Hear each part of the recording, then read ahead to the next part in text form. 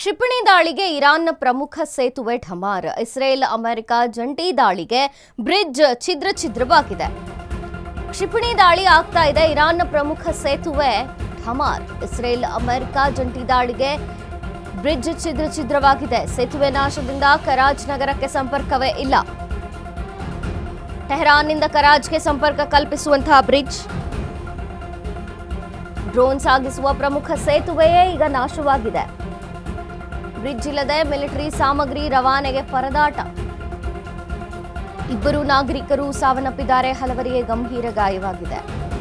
ಇರಾನ್ನ ಕರಾಚ್ ನಗರದ ಸುತ್ತಮುತ್ತ ವಿದ್ಯುತ್ ಕಡಿತವಾಗಿದೆ. ಸೇತುವೆ ನಾಶ ಮತ್ತೆ ಬಳಸೋದಕ್ಕೆ ಆಗದಂತೆ ಮಾಡಿದ್ದೇವೆ.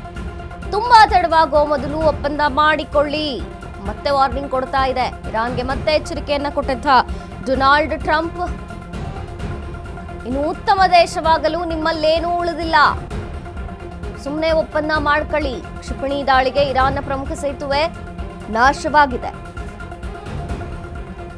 ಇಸ್ರೇಲ್ ಅಮೆರಿಕ ಜಂಟಿ ದಾಳಿಗೆ ಬ್ರಿಡ್ಜ್ ಛಿದ್ರವಾಗಿದೆ. ಸೇತುವೆ ನಾಶದಿಂದ ಈಗ ಕರಾಚ್ ನಗರಕ್ಕೆ ಸಂಪರ್ಕವೇ ಇಲ್ಲದಂತಾಗಿದೆ.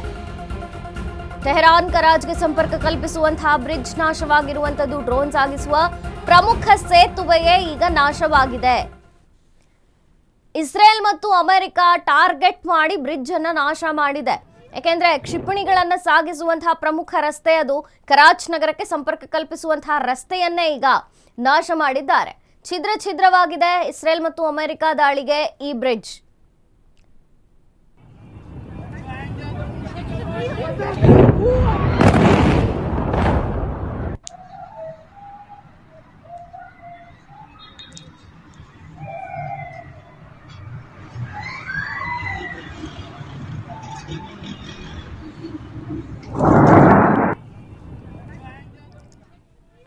ಅಮೆರಿಕ ವಾರ್ನಿಂಗ್ ಕೊಡ್ತಾ ಇದೆ, ಒಪ್ಪಂದ ಮಾಡ್ಕೊಳ್ಳಿ, ಸುಮ್ಮನೆ ಒಪ್ಪಂದ ಮಾಡ್ಕೊಂಬಿಡಿ, ಇನ್ನೂ ನಾಶವಾಗೋಕ್ಕಿಂತ ಮುಂಚೆ ಒಪ್ಪಂದಕ್ಕೆ ಒಪ್ಕೊಳ್ಳಿ. ಇರಾನ್ ಮತ್ತೆ ಈ ಎಚ್ಚರಿಕೆಗೆ ಒಳಗಾಗತ್ತಾ? ಡೊನಾಲ್ಡ್ ಟ್ರಂಪ್ ಹೇಳಿದ ಮಾತನ್ನ ಕೇಳತ್ತಾ ಅಥವಾ ಕಿವಿಗೊಡತ್ತಾ ಅನ್ನುವಂಥದ್ದು. ಯಾಕೆಂದ್ರೆ ಇರಾನ್ ಕೂಡ ನಾನು ಯಾವುದೇ ಕಾರಣಕ್ಕೆ ಹಿಂದೆ ಸರಿಯೋದಿಲ್ಲ, ಯುದ್ಧವನ್ನ ಪ್ರತೀಕಾರವನ್ನ ನಿಲ್ಲಿಸುವಂತಹ ಮಾತೇ ಇಲ್ಲ ಅಂತ ಇದೆ. ಆದ್ರೆ ಅಮೆರಿಕ ಈಗ ಪ್ರಮುಖ ಬ್ರಿಡ್ಜ್ ಅನ್ನ ನಾಶ ಮಾಡಿದ್ದೇವೆ, ಅದು ಕ್ಷಿಪಣಿ ಸಾಗಿಸುವಂತಹ ಬ್ರಿಡ್ಜ್, ಅದು ಕರಾಚ್ ನಗರದ ಸಂಪರ್ಕ ರಸ್ತೆ. ಆ ಪ್ರಮುಖವಾದಂತಹ ಬ್ರಿಡ್ಜ್ ನಾಶ ಮಾಡಿದ್ದೇವೆ. ಒಳ್ಳೆ ದೇಶ ಅಂತ ಹೇಳ್ಕೊಳಕ್ ನಿಮ್ಮಲ್ಲಿ ಏನೂ ಉಳಿದಿಲ್ಲ, ಸುಮ್ಮನೆ ಒಪ್ಪಂದಕ್ಕೆ ಒಪ್ಕೊಂಬಿಡಿ. ಇನ್ನೂ ದೊಡ್ಡ ದಾಳಿಯನ್ನ ಎದುರಿಸೋಕ್ಕಿಂತ ಮುಂಚೆ, ಇಡೀ ಇರಾನ್ ನಾಶವಾಗೋಕ್ಕಿಂತ ಮುಂಚೆ ಒಪ್ಕೊಂಬಿಡಿ ಒಪ್ಪಂದಕ್ಕೆ ಅಂತ ಮತ್ತೆ ಅಮೆರಿಕ ಎಚ್ಚರಿಕೆಯನ್ನ ಕೊಟ್ಟಿದೆ. ಹಲವರಿಗೆ ಈ ಒಂದು ಸಂದರ್ಭದಲ್ಲಿ ಗಂಭೀರ ಗಾಯಗಳಾಗಿವೆ, ಇಬ್ಬರು ಸಾವನ್ನಪ್ಪಿದ್ದಾರೆ ಅನ್ನುವಂಥ ಮಾಹಿತಿ ಇದೆ.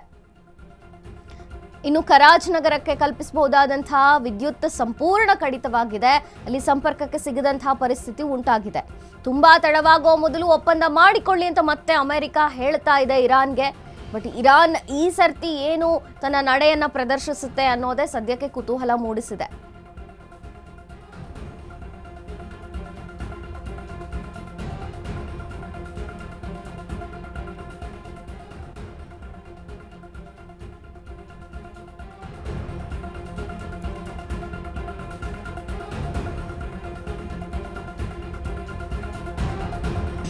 ಟೆಹರಾನ್ನಿಂದ ಕರಾಚ್ಗೆ ಸಂಪರ್ಕವನ್ನ ಕಲ್ಪಿಸಬಹುದಾದಂತಹ ರಸ್ತೆ ಅದು.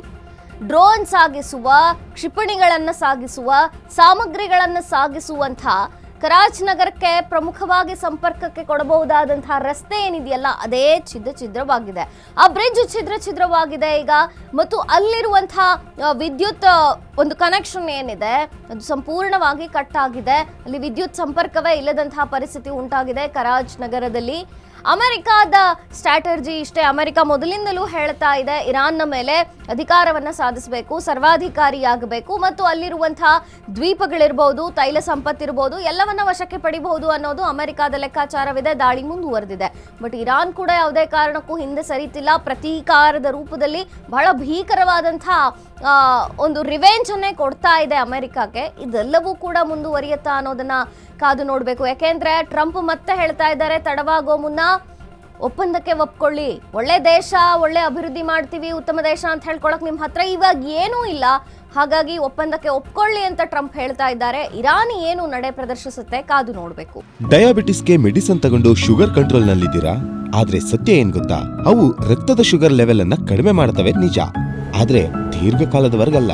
ಹೃದಯ, ನರಮಂಡಲ, ಕಿಡ್ನಿ, ಲಿವರ್ ಮೇಲೆ ಒತ್ತಡ ಬೀರುತ್ತೆ. ಒಂದು ಹೋಗಿ ಇನ್ನೊಂದಾಗುತ್ತೆ. ಮೆಹಾಟೋನ್ ಕೇರಳದ ಆಯುರ್ವೇದ ಫಾರ್ಮುಲೇಷನ್. ಇದು ಶುಗರ್ ಮಾತ್ರ ಕಂಟ್ರೋಲ್ ಮಾಡಲ್ಲ, ಇಡೀ ಮೆಟಾಬಾಲಿಕ್ ಬ್ಯಾಲೆನ್ಸ್ ಅನ್ನೇ ರಿಪೇರಿ ಮಾಡಿಬಿಡುತ್ತೆ. ಮೆಹಾಟೋನ್ ದೀರ್ಘಕಾಲದ ಸಹಜ ಜೀವನಕ್ಕೆ ಸಹಾಯ ಮಾಡುತ್ತದೆ.